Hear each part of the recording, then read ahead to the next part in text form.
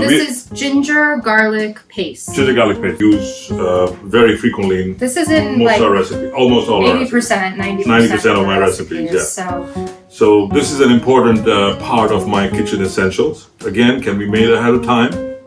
Will stay in the refrigerator for a week because of the lemon juice and the salt and the olive oil that's in, and the sunflower oil that's in there. So come on, let me show you how it's done, right? Just, my preference when it's available to me, is Peruvian ginger. Peruvian ginger is 95% organic. It has more health benefits. It has a stronger pungent flavor. It's juicier and almost a sweet, fruity smell. You know what I'm saying? It's much more moist than the Chinese ginger that we get, and I prefer to use this Peruvian ginger. So what So ingredients we peel ginger. We have peeled ginger.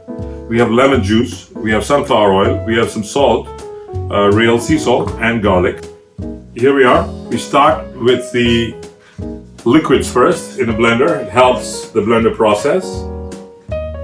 It's a general rule that I follow. I'm sure everybody else does too, but there you go. Just thought I'd mention it.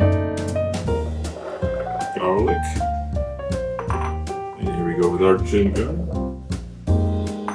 And it's about a tablespoonful of salt.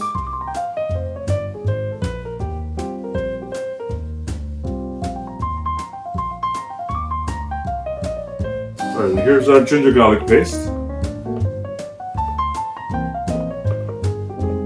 Ready to be used and stored. Jay, the gourmet Indian chef, and I got you.